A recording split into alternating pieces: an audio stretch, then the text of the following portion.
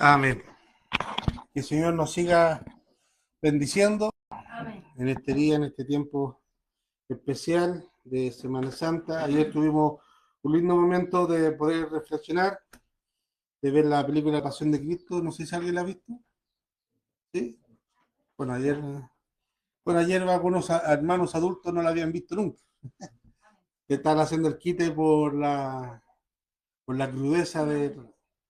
Pero para a mi parecer es una de las mejores películas que muestra lo que realmente pasó, y no realmente, sino que se acerca a lo que realmente pasó, porque en realidad lo que vivió Jesús fue aún más peor en su propio cuerpo. Pero nos llegó un momento de reflexionar muchas cosas, de hablar muchos temas, y eso es lo importante. Esperamos el próximo mes, o un poco más adelante, tener otra noche de cine. Ahí estamos viendo qué película ver. Cuarto de Guerra, que es una película que es netamente a la oración, o la vida de Pablo, Pablo el apóstol de Jesucristo, o otra película que se llama La Cruz, El precio de la cruz. Son películas bien interesantes que se van acercando. Ciertamente hay bemoles, matices, porque también tiene que ser un poco más comerciable para que rente poder hacer otras cosas. Pero así es lo que más se ha apegado a la Biblia y poder también compartir y reflexionar sobre esos temas. Amén. Bien, vamos a la palabra de nuestro Dios. Hoy día tenemos servicio de Santa Cena también, así que vamos a la palabra de nuestro Dios. Hoy día, como un día especial, voy a hacer un alto en la predicación temática. Los días domingos estamos estudiando Tesalonicenses. Hoy día vamos a hacer un alto en ese estudio. Vamos a retomar el próximo domingo. Eh, Creo que amerita este día poder conmemorar el hecho que Jesús murió por nosotros. Así que vamos al libro de Lucas.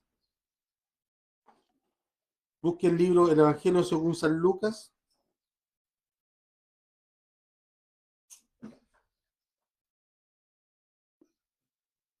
Capítulo 23.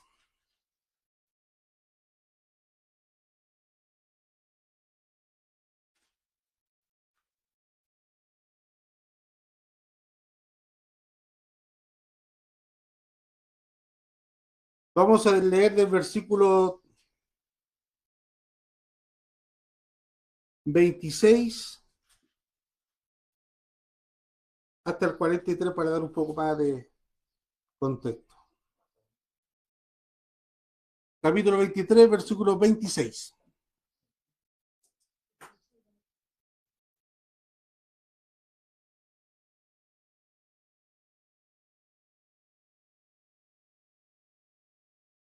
Ahí mandé el link de la transmisión al grupo de WhatsApp para que lo puedan compartir con ustedes que quieran. Amén. Bien, leemos en el nombre del Señor. Y llevándole, tomaron a cierto Simón de Cirene, que venía del campo, y le pusieron encima de la cruz para que la llevase tras Jesús. Y le seguía gran multitud del pueblo y de mujeres que lloraban y hacían lamentaciones por él. Pero Jesús, vuelto hacia atrás, hacia ellas, perdón, le dijo: hijas de Jerusalén, no lloren por mí, sino llorad por vosotras mismas y por vuestros hijos. Porque he aquí vendrán días en que dirán: bienaventuradas las estériles, y los vientres que no concibieron, y los pechos que no criaron. Entonces comenzarán a decir a los montes: caed sobre nosotros, y a los collados cubrirnos. Porque si con el árbol verde hacen estas cosas, en el seco, ¿qué no se hará? Llevaba también con él a otros dos que eran malhechores, para ser muertos. Y cuando llegaron al lugar llamado La Calavera, le crucificaron allí, y a los malhechores, uno a la derecha y el otro a la izquierda. Y Jesús decía: Padre, perdónalos, porque no saben lo que hacen. Y repartieron entre sí sus vestidos, echando suerte.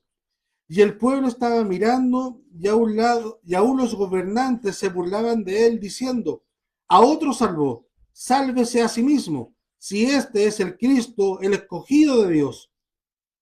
Los soldados también lo escarnecían, acercándose presentándole vinagre, y diciendo: si tú eres el rey de los judíos, sálvate a ti mismo. Había también otros, había sobre él el título escrito con letras griegas, latina y hebrea. Este es el rey de los judíos. Y unos malhechores, y uno de los malhechores que estaba colgado, le injuriaba diciendo: si tú eres el Cristo, sálvate a ti mismo y a nosotros. Respondiendo el otro, le respondió diciendo: ¿ni aún temes tú a Dios estando en la misma condición? Nosotros a la verdad justamente padecemos porque recibimos lo que merecemos, nuestros hechos. Mas este ningún mal hizo. Y dijo a Jesús: acuérdate de mí cuando vengas en tu reino. Entonces Jesús le dijo: de cierto te digo que hoy estarás conmigo en el paraíso. Oremos al Señor.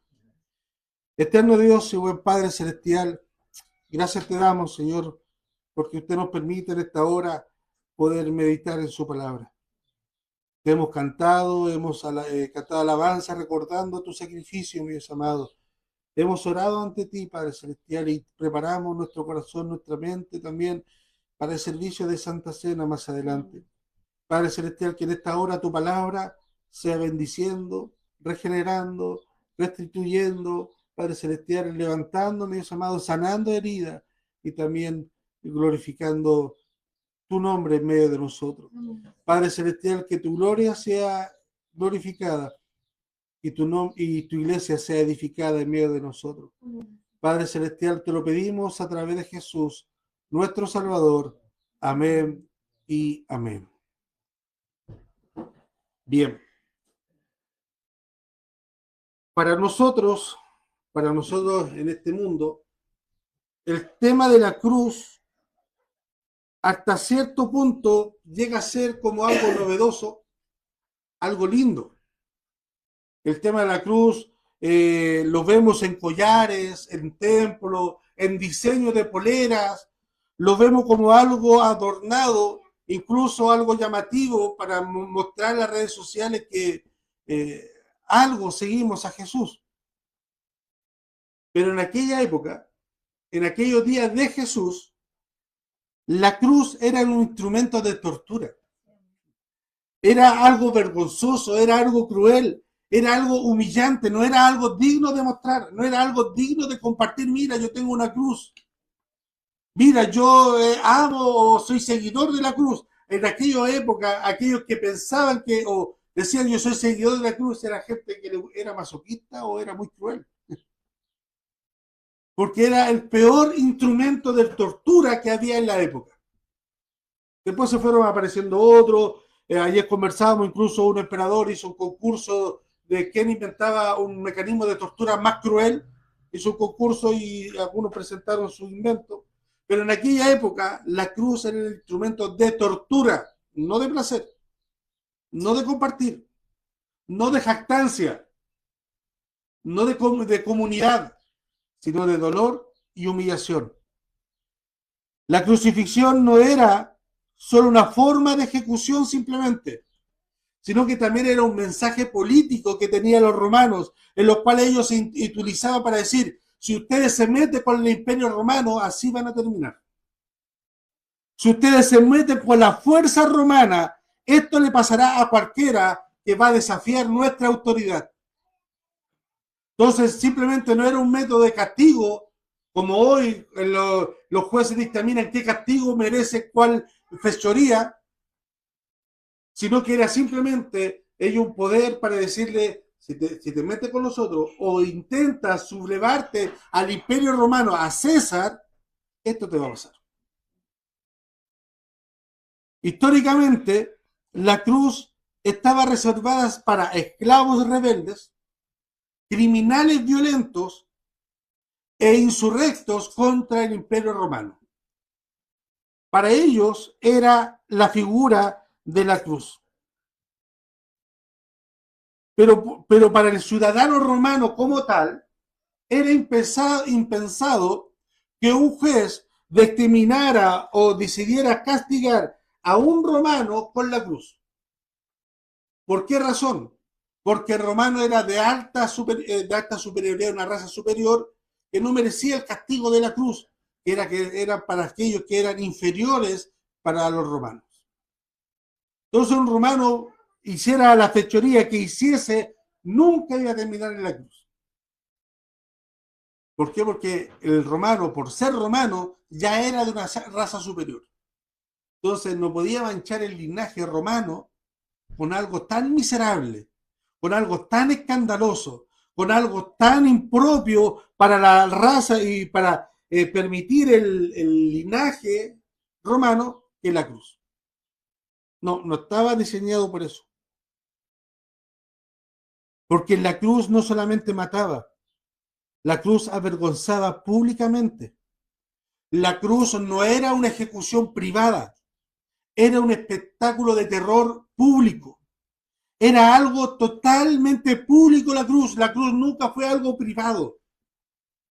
Como dijo el pastor John Stott, dice, antes de que la cruz fuese admirada, fue detestada. Antes de ser un símbolo de fe, la cruz fue un símbolo de vergüenza. Pero sin embargo, en nuestro relato, vemos a Jesús que está ahí. Vemos a nuestro Cristo que está ahí, no en un templo, no sentado en un trono, sino en una cruz escandalosa y una cruz vergonzosa.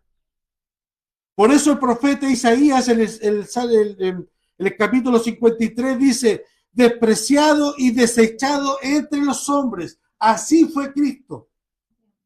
Despreciado y desechado. La cruz es un lugar donde Dios decide revelarse a nosotros, pero no en un poder visible, sino en una aparente debilidad. El apóstol Pablo dice lo siguiente en 1 Corintios, capítulo 1, versículo 23. Dice, nosotros predicamos a Cristo crucificado. Para los judíos, tropiezo.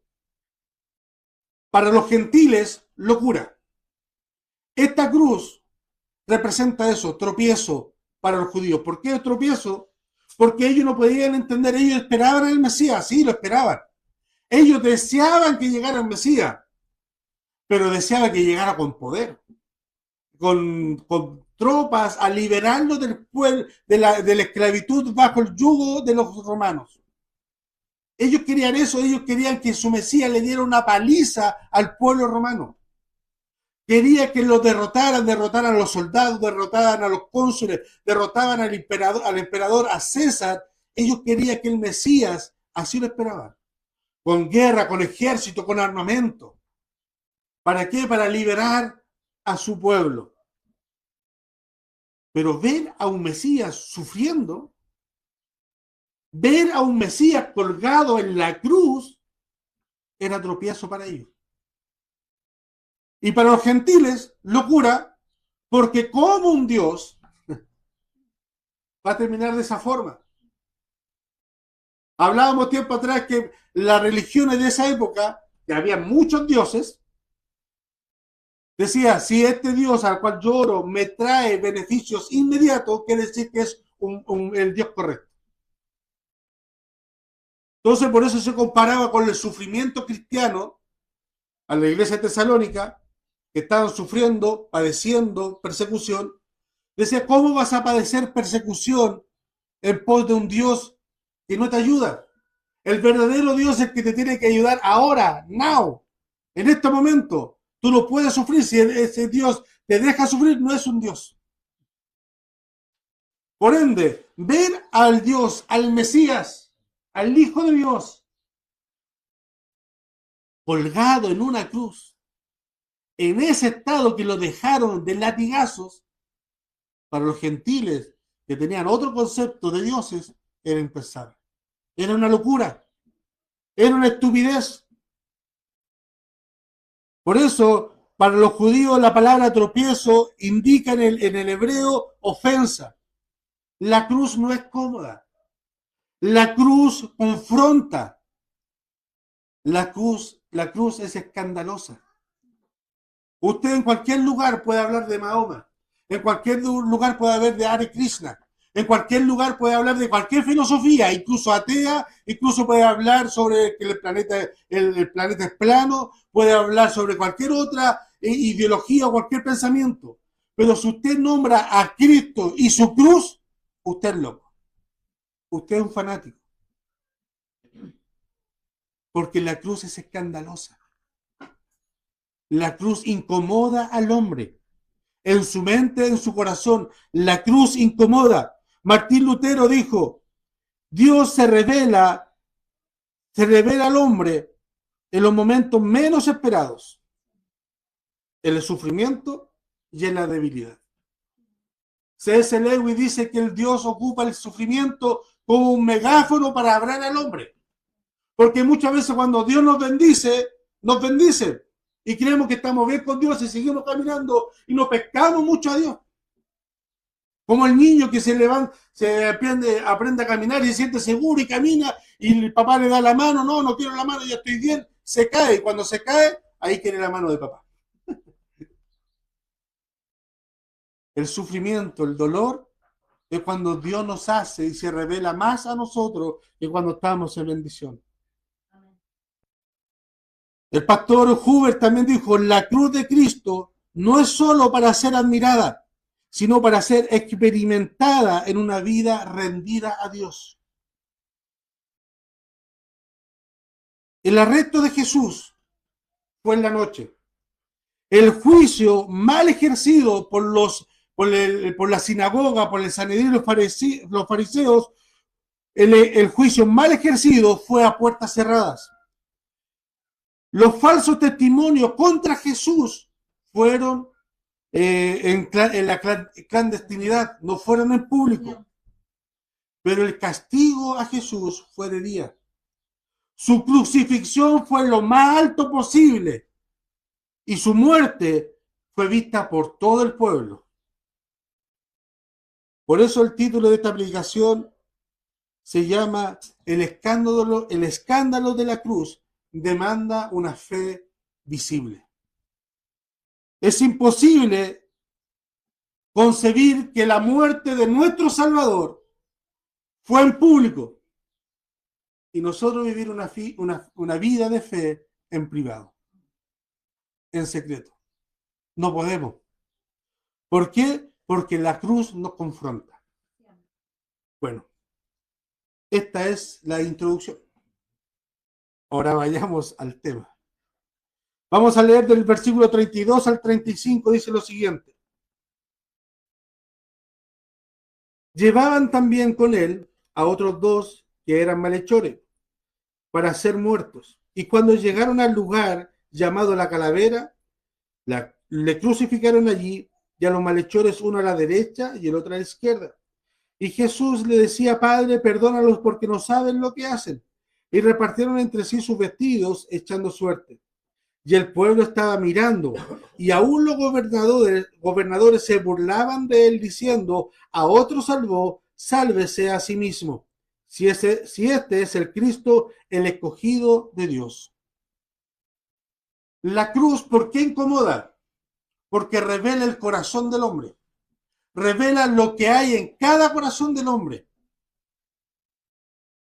Y llevaban también con él a otros dos malhechores. Jesús no murió entre santos, murió entre pecadores. Jesús no caminó entre el élite religioso. Jesús caminó y vivió entre pecadores. Él mismo dijo, los sanos no tienen necesidad de médicos, solamente los enfermos tienen necesidad de médicos. Solamente aquellos que eran considerados pecadores tenían la necesidad de un Salvador. Amén. Hay mucha gente que no se considera pecadora. Por ende, no tiene necesidad de un Salvador, según ellos. A alguien que se cree muy bueno para la pelota, según él, no necesita a alguien que le enseñe a jugar a la pelota. ¿Quién de nosotros que hemos trabajado, hemos llevado una vida de trabajo, de repente llegamos a un lugar de trabajo que hay un caballero o una señora que lleva 30 años de trabajo? En el mismo puesto haciendo la misma función. Y como lleva tantos años de trabajo, Le incomoda que llegue alguien más nuevo y esté sobre ella. Y quiere decir, este chiquillo, ¿qué me va a enseñar? Y siempre, sobre todo en el tema laboral, hay cosas que aprender. Hay técnicas, formas de cómo hacerlo mejor. En toda área, en todo aspecto. Jesús vino a los pecadores. Desde el inicio, la escena nos deja claro que la cruz no es un lugar para la perfección humana. No es un lugar donde nosotros podemos llegar a priori corriendo y regocijarnos y alegrarnos. No, es un lugar donde si nosotros contemplamos la cruz, es un lugar que nos da pena. Es un lugar donde nuestro corazón no quede indiferente a ver la cruz y a Cristo crucificado en él. No es un lugar donde nosotros podemos llegar y regocijarnos plenamente, libremente, porque ahí está clavado, azotado y molido el Cordero de Dios. Alrededor de la cruz, si nosotros podemos ver el pasaje bíblico, hay diferentes reacciones. La gran multitud miraba simplemente, pero no entendía nada. Los gobernantes que estaban ahí se burlaban, endurecidos por el orgullo que los caracteriza. Los soldados se reían y se mofaban de Jesús, indiferente al Hijo de Dios. Y esto implica, mis hermanos, que por estar viendo lo mismo, no todos van a entender lo mismo. Por ver la misma escena, por ver la misma situación, por escuchar la misma predicación, no todos van a responder de igual forma a esa escena y a esa predicación. La cruz actúa como un espejo. No muestra solo quién es Jesús, muestra quién eres tú y quién soy yo frente a la cruz. Algunos observan pero no creen. Se acercan, escuchan, se conmueven, hasta llegan a llorar, pero no se rinden ante el señorío de Cristo. Otros se burlan y lo rechazan, minimizando el sacrificio de Cristo, lo ridiculizan la fe, endurecen su corazón, su propio corazón, a la fe de Cristo. Pero otros son confrontados por esa cruz. La cruz los incomoda, la cruz los sacude y los lleva a tomar una decisión. Charles Spurgeon dijo, la misma cruz que derrite a uno, endurece a otros. La misma escena, la misma cruz, la misma predicación, lo mismo milagro. Oh, sana así el Señor me ha dado la vista, dijo el ciego. Mientras los mismos fariseos al ver el mismo milagro, echa demonio por Belcebú. No todos van a responder igual. Pero por eso yo voy a dejar de no responder. La cruz me demanda una respuesta. Yo no puedo, ningún ser humano va a quedar indiferente a la cruz. O la acepta, la abraza o la rechaza. Pero ningún ser humano va a quedar indiferente. Ningún ser humano que escuche la verdad más fuerte, la cruz nunca va a dejar indiferente a nadie. Por ende, en el día de juicio nunca va a presentar uno que diga, no, yo no escuché y escuché la predicación y quedé indiferente. No. El ser humano va a rechazar o va a aceptar la cruz en su corazón. Y eso le va a traer juicio o salvación. Pablo en Corintios dice, la palabra de la cruz es locura a los que se pierden. Para los que se pierden es locura, no para nosotros.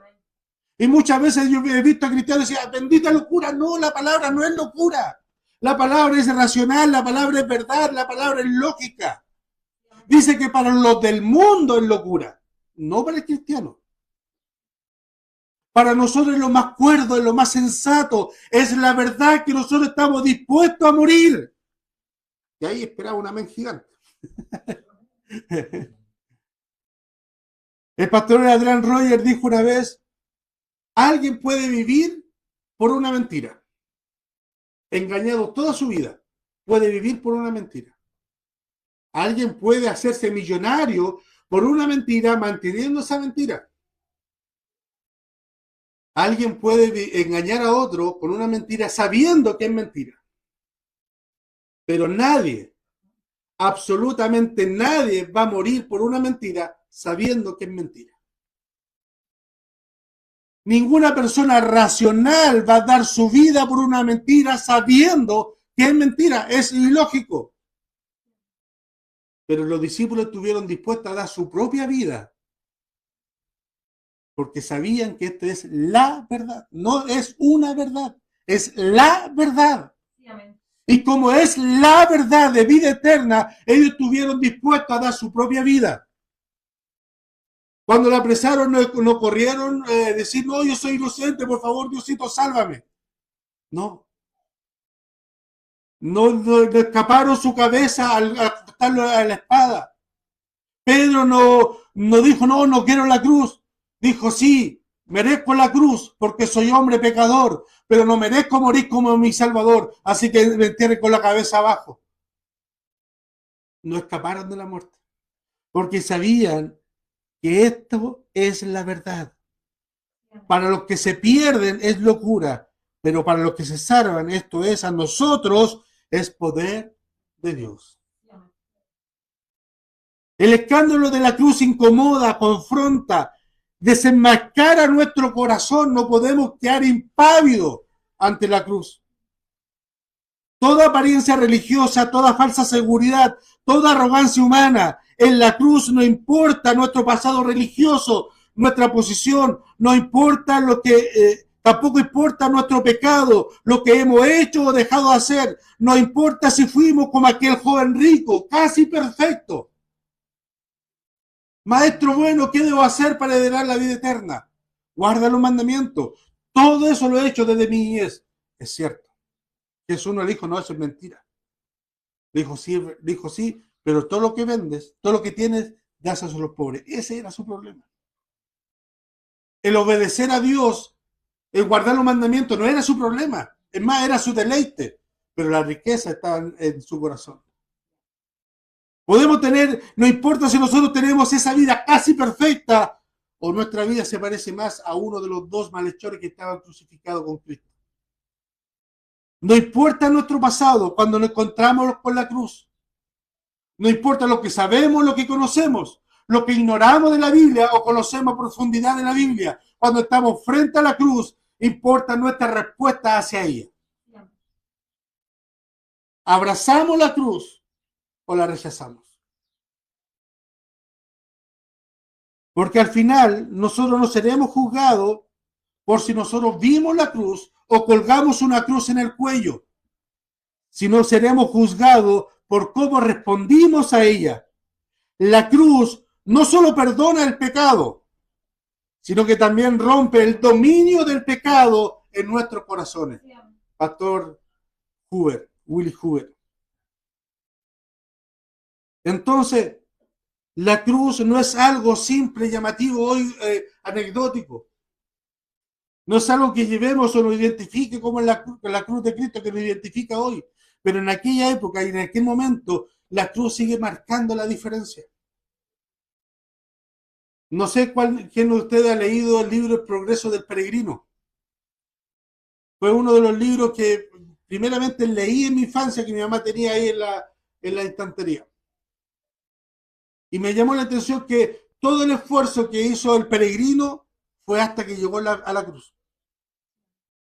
Y dice, y hay una alabanza que dice, aquí cayó su carga y su atadura. En este sitio santo yo sentí.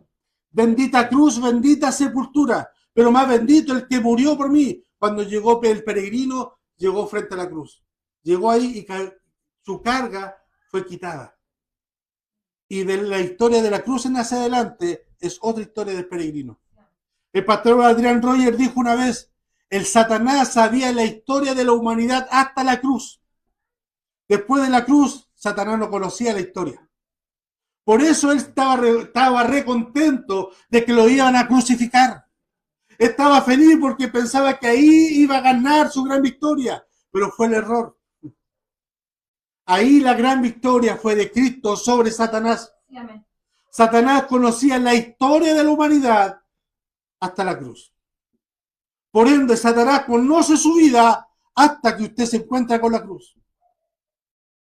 Satanás le puede recordar su pasado. Satanás le puede recordar todo lo malo que hizo antes de la cruz. Pero cuando usted acepta a Cristo en su vida y la hora hecha en la cruz del Calvario, Satanás no puede sacarle como reproche lo que usted hizo al aceptar la cruz. Solamente le va a sacar migajas del pasado, porque eso es lo que conoce Satanás.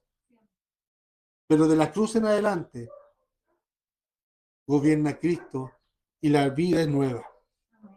Segundo punto, la cruz confronta nuestra decisión personal. Vamos a leer del versículo 39 al 40.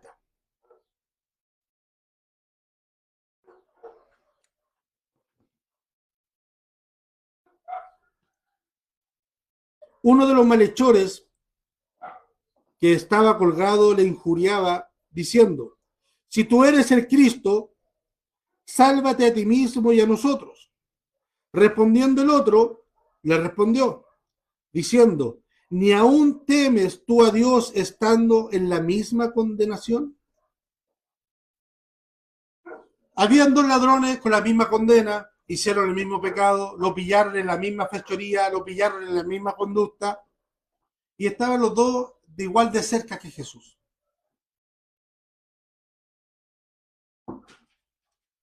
Estaban los dos cerca de Jesús, mirando a Jesús. Pero vemos que hay dos respuestas distintas. No son iguales para nada. Ambos escucharon las mismas palabras que Jesús en su agonía. Padre, perdónalo porque no saben lo que hacen. Padre, ¿por qué me has desamparado? Consumado es. Escucharon las mismas palabras, pero las respuestas fueron distintas. Uno se pierde, el otro se salva. Esto nos enseña algo muy claro, mis hermanos, y muy clave. No es la cercanía a Jesús lo que nos salva, sino es la respuesta que nosotros tenemos hacia Él. Hoy vivimos una generación que ensalza a Jesús, ama a Jesús, pero ese Jesús buena onda. No la doctrina que enseñó Jesús y por lo cual Jesús murió. No, Él quiere a Jesús. No su enseñanza, no su doctrina, no lo que demanda Él por nosotros. No, Él quiere, ama a Jesús. Es como que usted le den un regalo y el envoltorio sea tan hermoso que usted saca el envoltorio, saca lo que está dentro, lo deja a un lado y usted se queda con el envoltorio. ¿Es bonito? Sí, pero es el envoltorio. Ambos ladrones respondieron lo mismo. Veamos al ladrón de la derecha. El ladrón de la derecha. Si tú eres el Cristo, sálvate a ti mismo y a nosotros. Este hombre claramente lo estaba creyendo. Habla claramente desde el dolor, desde la desesperación, pero sin arrepentimiento. Quiere que Jesús actúe con un milagro, pero no, él no quiere rendirse a él. Quiere que Jesús le ayude, pero él no quiere seguir los demandas de Jesús. Ve a Jesús como una salida de emergencia, como un cajero automático, no como su Señor. No reconoce su pecado. No reconoce que él merece estar ahí clavado. ¿Por qué? Porque cometió un pecado, cometió un error ante el Imperio Romano. No muestra temor ante Dios. No busca transformación, sino lo único que quiere es un alivio inmediato para su dolor, para su estado actual. Este ladrón representa a muchos hoy en día. Y muchas veces, lamentablemente, también nosotros vamos ante Jesús en oración para que simplemente me solucione el problema del día. Los vemos como la Cenicienta. Oye, ¿qué? Tráeme esto. Oye, ayúdame, tráeme esto otro. O los vemos como nuestro genio de la lámpara, como Aladín. En oración lo frotamos hasta que salga para que nos responda una petición. Queremos bendiciones sin conversión. Buscamos a Jesús por sus bendiciones, pero no por conversión. Milagros sin señorío, salvación sin cruz. Quieren un Cristo que nos resuelva todos nuestros problemas, pero no un Cristo que gobierna nuestra vida. Nuestra vida yo la gobierno, yo decido cuándo, los momentos, los tiempos y las sazones, mi economía, mi trabajo. Alegamos a ese movimiento pro aborto que dice mi cuerpo, mi decisión. Pero muchas veces con Dios actuamos de la misma manera. Yo trabajo, mi plata, yo decido. Pero ante Dios, Él quiere ser gobernador de nuestra vida. Sí, nos quiere ayudar en nuestro día a día. Quiere librarnos que nosotros no suframos. Pero quiere gobernar. Si confesares con tu boca que Él es el Señor, primero viene el señorío y luego el Salvador. Primero viene el gobernador, el redentor, el que rige nuestra vida y luego el Salvador. No es al revés, no es uno ni lo otro, es todo el pack completo. Por eso me gusta a mí el libro de Dietrich Bonhoeffer, un pastor alemán, que se llama El costo del discipulado. Dentro de ese libro habla de una gracia barata que buscan los cristianos. La gracia barata es sin discipulado, sin cruz, sin redención. Solamente los beneficios de la comunidad cristiana. Una gracia barata, que no me cueste nada, que no me pidan nada. Cristo se entregó, y ayer lo vimos en la película, se entregó al 100% por nosotros. Es concebible si mi Salvador, mi Señor, se entregó al 100% por nosotros, nosotros le entreguemos un 50% de nosotros, un 80%, y al más santo un 90% se entrega al Señor. ¿Es digno eso? Si el Rey soberano de toda la tierra se entregó a un 100% por mí y por usted, no estoy diciendo que usted se mire menos, que se tire, se humille, no. Es que comparémonos. Él dijo, sea la luz, y la luz fue hecha. Usted vea su cuenta de estado de luz y diga, apágate. Puede estar 1000 años haciendo eso y no va a suceder nada. Y la luz le va a seguir aumentando. Ese es el nivel que él se entregó. Y él sabía lo que iba a padecer. Y alguien ahí me preguntó, ¿fue necesario todo lo que Jesús padeció? Sí, fue necesario. Porque no solamente la resurrección nos justifica, sino que toda su vida de obediencia es presentada e imputada a favor de nosotros ante Dios el Padre. No solo su muerte, sino que toda su vida de obediencia. Entonces, ante Dios el Padre no nos ve a nosotros, sino que primero Cristo y su justicia, su vida de obediencia nos cubre. Entonces el Padre, Dios Padre, ve primero a Cristo antes que nosotros. Él nos cubre. Ahora, veamos al ladrón de la izquierda.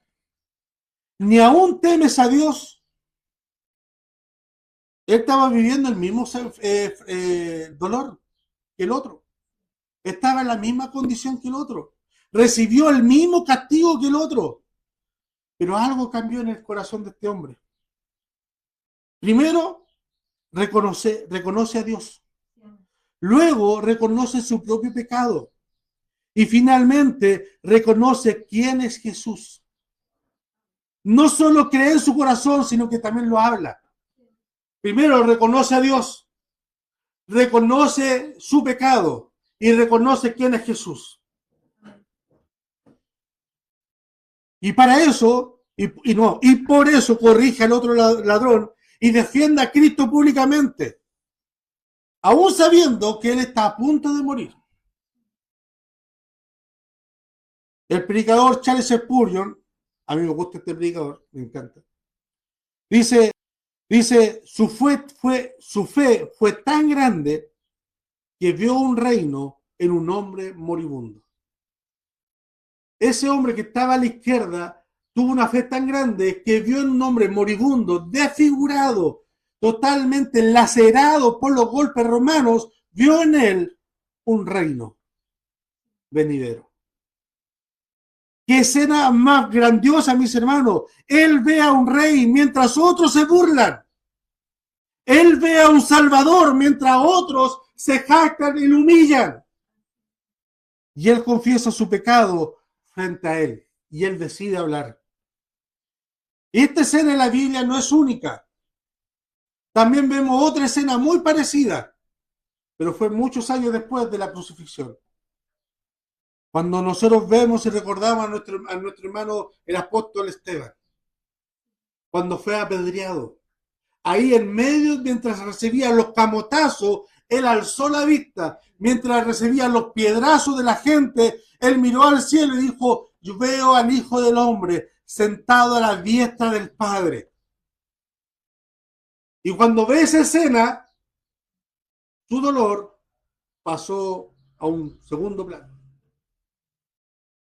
Los camotazos pasaron a un segundo plano. Y llega a decir lo mismo que dijo su maestro. Perdónalo. Que lo perdone, porque no saben lo que hace. Aquí vemos otra verdad central, mis hermanos.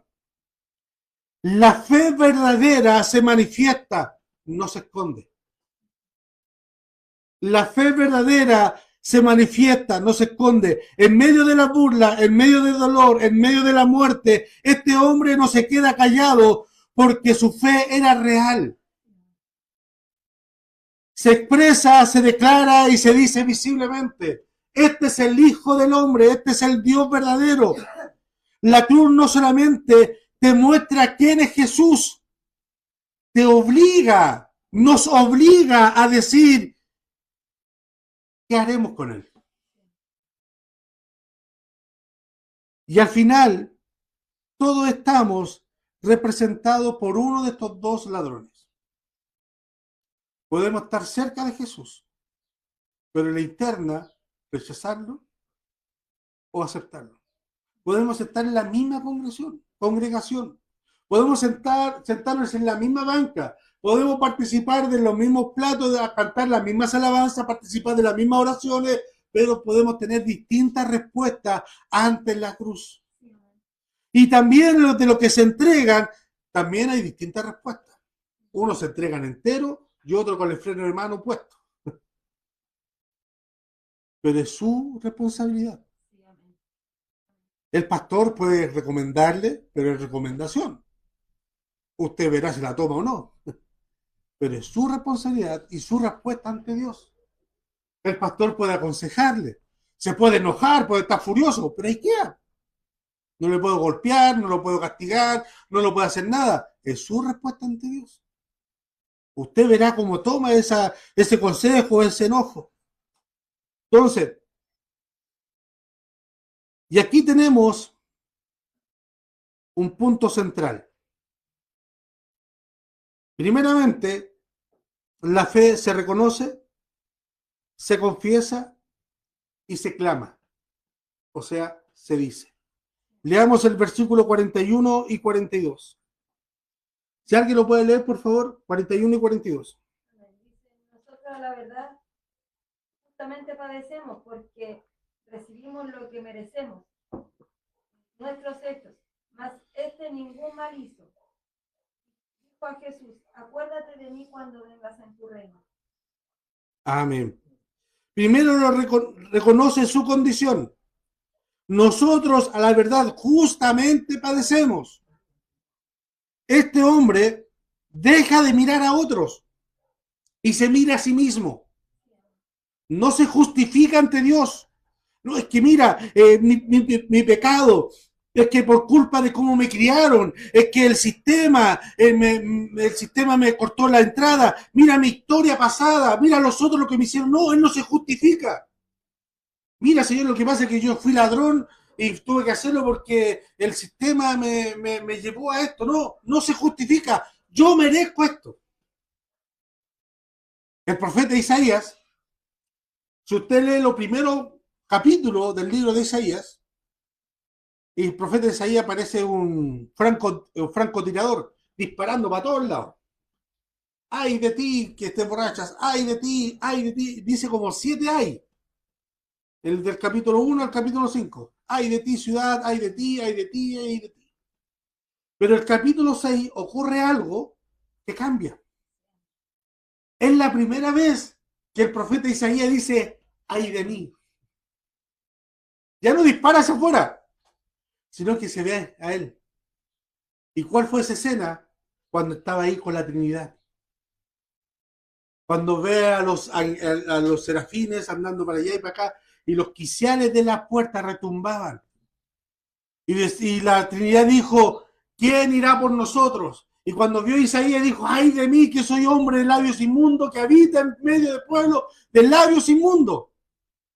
Y dice, ay de mí. Este ladrón que estaba a su izquierda también dejó de ver a los demás, no se excusó, no dijo, ay de todo aquello que me hizo, de mi papá, de mi mamá que no me dio cariño, de mi ex, de mi suegra, de mi trabajo, de mis hermanos, de todo, todos tienen la culpa. No, yo merezco esto. Le dijo a su compañero de fechorías, nosotros nos merecemos esto. Se hace responsable ante Dios. Y aquí comienza la verdadera fe, cuando el hombre deja de excusarse y reconoce su necesidad. Bienaventurados los pobres en el espíritu, porque ellos. Ahora, para ser bienaventurado el pobre del espíritu, o sea, bancarrota espiritual, tengo que reconocer que soy pobre. Tengo que ir antes de decir yo soy pobre. Hay mucha gente que conozco que dice, no, yo no soy pobre. Y vive en población nomás. No, nosotros no vivimos en la población del Castillo. De la casa de nosotros para allá, de la casa del vecino para allá, en la población del Castillo. Nosotros no vivimos en la población del Castillo. No, nosotros no somos pobres. Para reconocer pobre en el espíritu y ser bienaventurado, tengo que reconocerme que soy pobre en el espíritu. Reconocer mi necesidad. Porque mientras haya justificación, mientras no haya justificación, no va a haber arrepentimiento. Si nosotros no nos arrepentimos, la justificación de Dios no va a venir a nuestra vida. Vamos a ser cristianos, pero nominales. Vamos a estar cerca de Jesús, pero sin reconocer a Jesús ni su señorío. Segundo punto. Confiesa quién es Jesús, este hombre. Después de decir, nosotros a la verdad justamente padecemos, él dice, este hombre ningún mal hizo. En medio del dolor, este hombre hace una declaración poderosa que dice, Jesús es inocente. Lo que no se atrevió a decir Poncio Pilato, ni Herodes, ni ningún otro, él dijo, este hombre es inocente. Pero no solo eso. Implícitamente está diciendo, yo merezco estar aquí, pero él no. Reconoce la santidad de Cristo en contraste de su propio pecado. John Stott dijo, antes de ver el valor de la cruz, debemos ver nuestra culpa. Antes de ver el valor de la cruz, debemos ver nuestra culpa. Y el pastor Huber, en una terminología más pentecostal, dice, antes de hablar en nuevas lenguas, el corazón debe aprender el lenguaje del arrepentimiento en la cruz. Antes de desear los dones de nuevas lenguas, de los dones angelicales, de todas esas cosas, debemos aprender el lenguaje del arrepentimiento de la cruz. Debemos saber arrepentirnos de corazón. Y este hombre lo hizo. Y por último, proclama públicamente, acuérdate de mí cuando vengas en tu reino. Esto no es una oración religiosa, no es un rosario, no es una repetición aprendida, no es una oración estructurada, no está diciendo el Padre Nuestro, no es larga tampoco, y mucho menos perfecta, pero es una oración real, es una oración directa, es una oración llena de fe, mirando al Cordero de Dios que quita el pecado del mundo. Es una oración limpia, sin excusa. Es una oración que cala los huesos de aquel que lo está escuchando. Acuérdate de mí, en su agonía, acuérdate de mí cuando vengas en tu reino. Este hombre ve más allá de la cruz, ve un reino en medio del sufrimiento, ve a un rey donde otros ven una derrota. Y lo más impactante, lo dice en voz alta, no se avergüenza, no espera otro momento, no, mejor no voy a incomodar aquí. No sé si está muriendo, no posterga la decisión. Él confiesa públicamente, abiertamente, que Él es el rey de los judíos, que Él es el Hijo de Dios.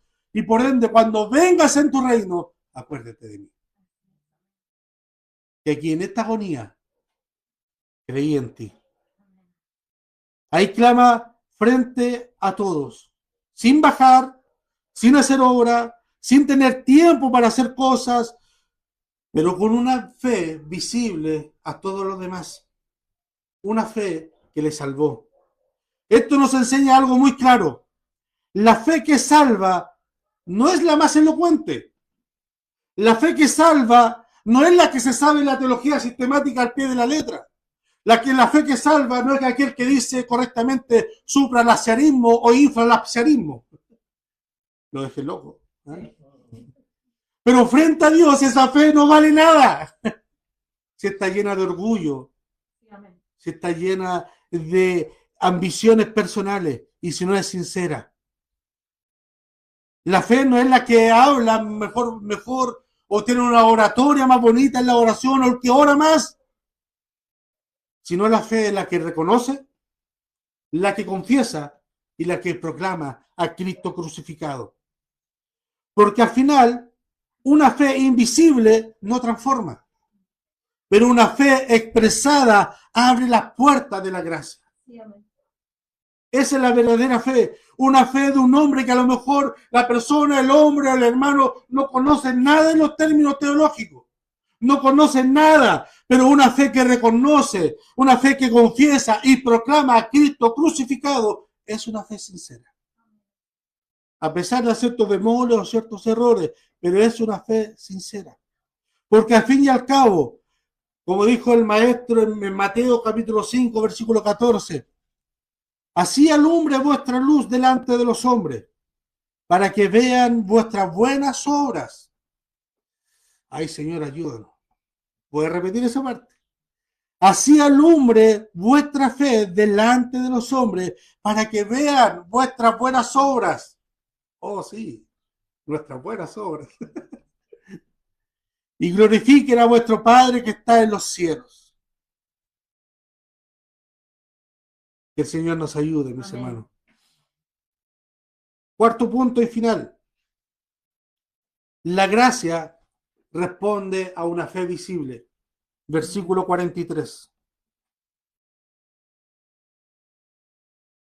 Entonces Jesús le dijo, de cierto te digo que hoy estarás conmigo en el paraíso. Hoy estarás conmigo en el paraíso. Esta es una de las declaraciones más hermosas y poderosas de toda la Escritura. Un hombre culpable, condenado, sin posibilidades de cambiar su historia porque estaba agonizando. Jesús le dice hoy, no mañana, no después de un proceso, no cuando mejores, no decir, mira, si hay flaco, te voy a sacar de la cruz, pero tiene que hacer todo el ritual.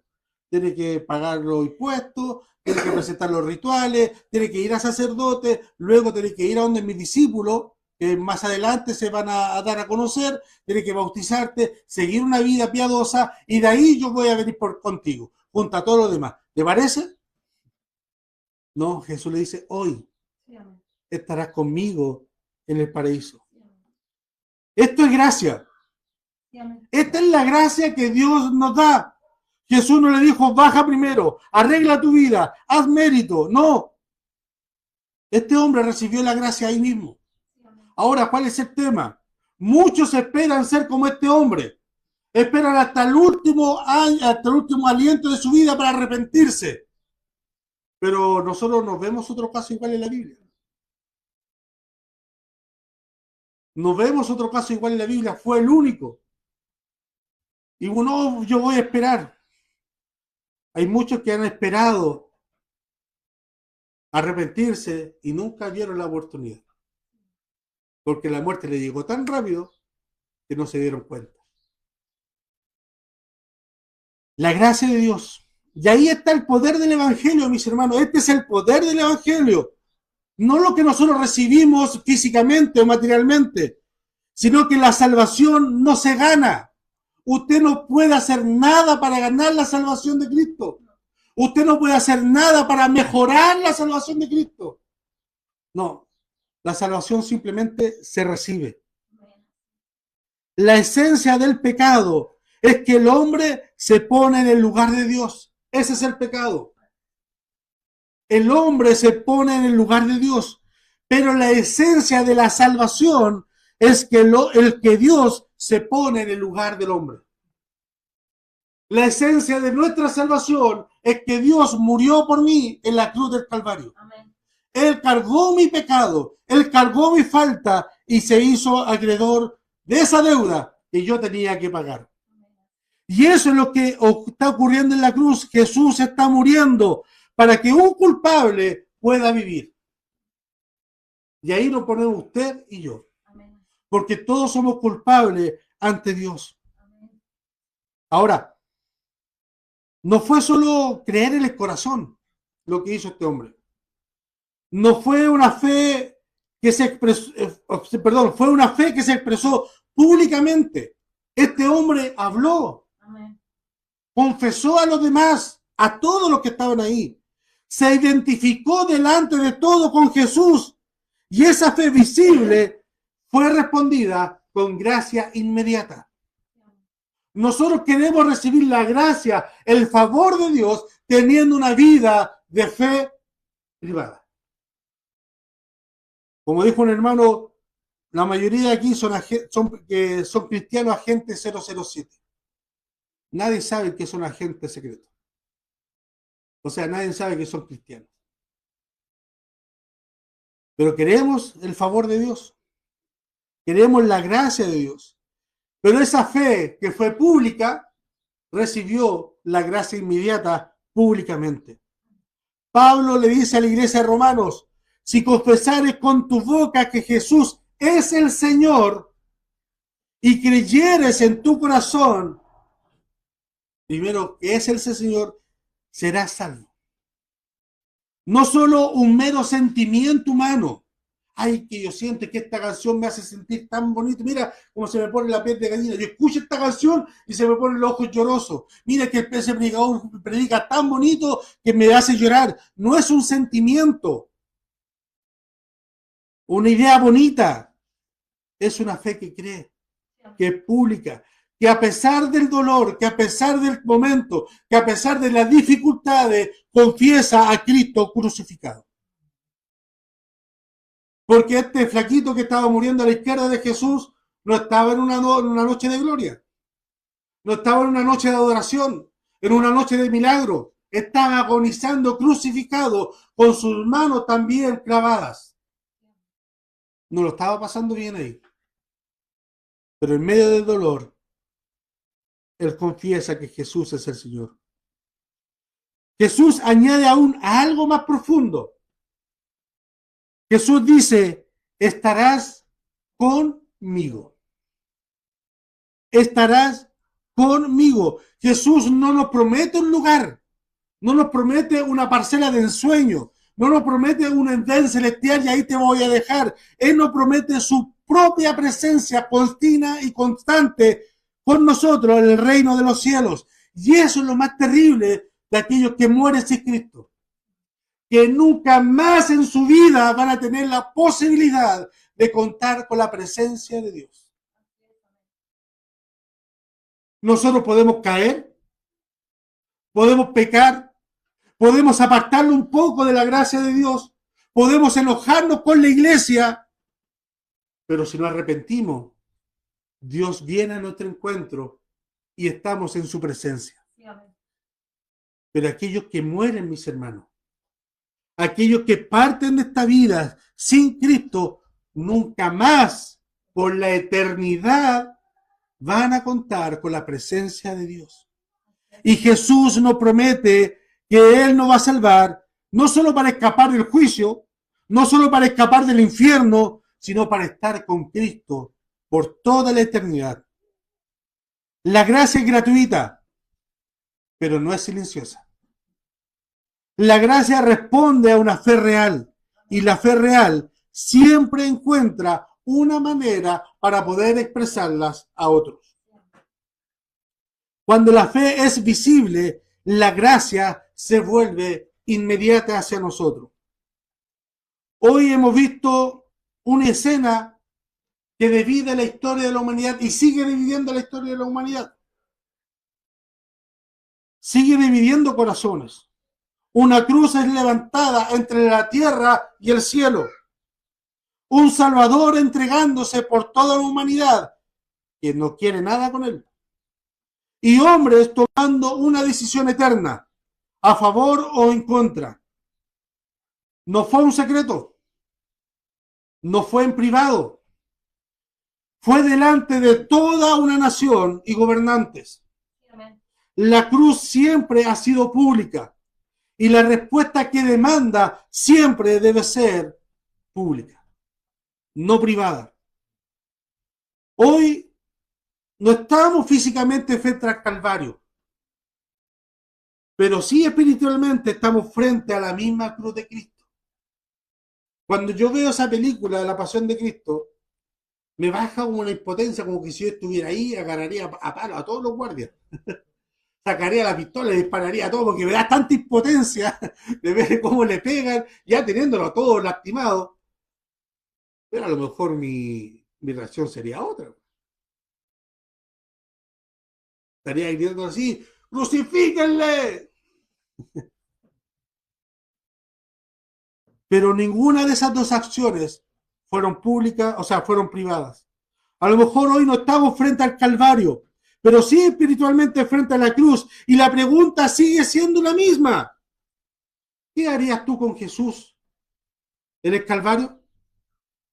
¿Cómo lo recibirías o cómo lo apartarías? ¿Lo verías como el ladrón de la derecha o como el ladrón de la izquierda? ¿O lo verías como el gobernante o los fariseos? ¿O lo verías como sus discípulos que están ahí mismo? Porque recordemos, no todos los que están viendo la misma escena responden de la misma forma. Así que no digamos, todo aquel que baja de Israel es israelita, ¿no? Todos los que viven, todos los que están aquí en Peñalolén son peñalolinos, ¿no? Por ende, no todos los que dicen o hablan de Jesús son cristianos. No basta solamente con observar, no basta con emocionarnos, no basta con creer en algo, sí, yo creo. La cruz nos llama a responder y a arrepentirnos a ese llamado. Como dice Hebreos capítulo 2, versículo 3. ¿Cómo escaparemos nosotros si descuidamos una salvación tan grande? O Pablo en Corintios dice, he aquí ahora el tiempo aceptable, he aquí ahora el día de salvación. Hoy, porque nosotros somos tan arrogantes que creemos que mañana vamos a vivir, o el martes vamos a vivir, o el miércoles vamos a tener buena salud. Así somos de arrogantes nosotros, que nos creemos el dueño del día de mañana. Hoy es el tiempo aceptable, no mañana, no después, hoy. Quizás, o a lo mejor por mucho tiempo estuvo cerca, en su país, mis hermanos que nos visitan, que vienen de otros países. En su país, su niñez, también fue a la iglesia, estuvo cerca, ha escuchado, ha visto a lo mejor el milagro que nosotros no hemos visto, ha escuchado predicaciones que muchas mejores de las que estoy exponiendo yo, ha visto congregaciones muchas más fervorosas que esta congregación. pero aún así le falta algo en su corazón. Como que está todo bien, pero técnicamente hay algo que no cuadra. Hoy puede seguir como el primer ladrón, rechazando, postergando la decisión más adelante y aún así endureciendo su corazón. No olvidemos que el mismo faraón de Egipto vio señales milagrosas potentes de parte de Dios.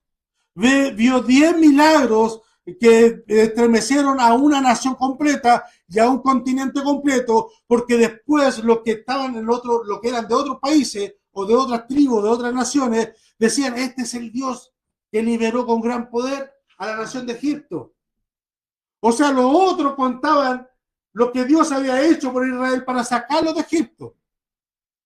Pero aún así el faraón endureció su corazón.